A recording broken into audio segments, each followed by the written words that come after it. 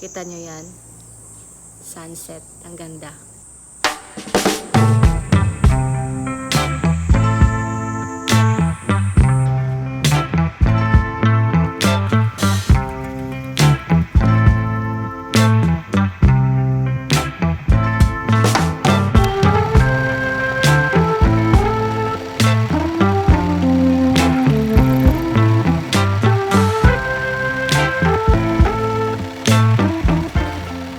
Hi, it's my rest day today. Napag-isipan ko na pupunta ng Inuyama lalabas kasi manonood ako ng fireworks. Clean out the way.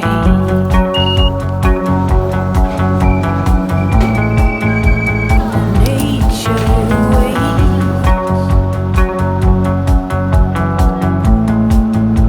Now come around. Come on, naked. Too much skin is all we're getting. Get me high, love me dry. Medicate a new waterway. Sa ilog na yan, gaganapin ang fireworks. At ang nakikita nyo sa harap, yan ang Inuyama Castle. During summer, naglipa na ang mga fireworks festivals dito sa Japan. And for those who didn't know, ang summer dito ay tuwing August. And pumwesto na nga tayo dito sa may riverbank para na rin makaupo at makapag-relax.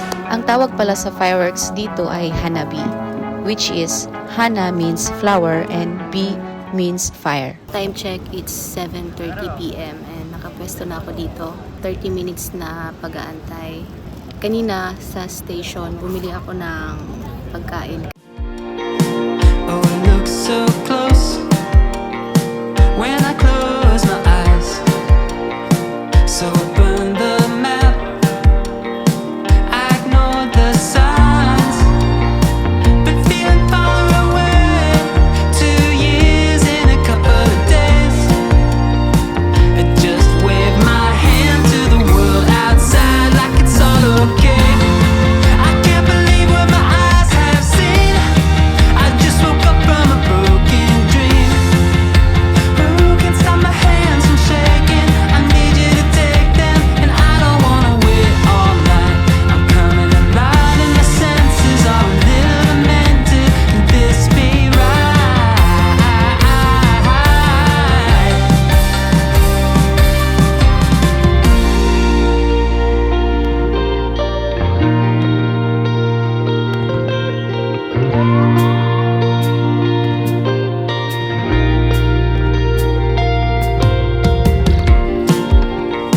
Will you sit with me? Bring your little light. I've been down so long, I can't trust my sight. I'm sick of being so tired, and I can't keep avoiding the cure. It feels like my heart's gonna die if I don't run out this door. I can't believe what my eyes have seen. By the way, ako nga pala si Bajoy. Kasalukuyang nakatira pero mostly nagtatrabaho dito sa Japan. And I'm on my late 20s and dealing with what they called quarter life crisis. At hanggang ngayon, hinahanap ko pa rin kung ano talaga yung passion ko. Hindi ko alam kung paano hanapin yon, pero nasa era ako ng buhay ko na gusto kong gawin yung mga bagay na mukhang masaya. Naalala ko nung second year high school ako, may project kami na may mga questions na kailangan namin sagutin. At isa sa mga tanong ay kung mahihilingin kang gamit, ano yon at bakit. At ang sagot ko ay gusto ko magkaroon ng camera kasi gusto ko makapture yung mga magagandang moments. It took me years to finally realize na tama pala yung younger self ko.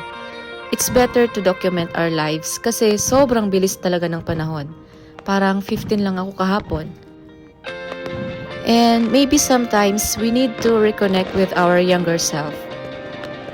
Dahil baka doon natin mahahanap ang sagot sa ibang mga tanong natin ngayon.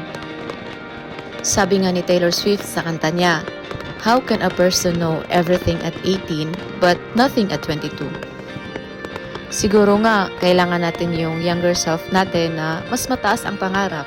And then, try the things that we just dreamed to do before. Hindi natin malalaman kung hindi natin susubukan.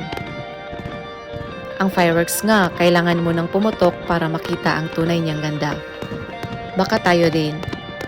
We just need to be out there and let ourselves blow up.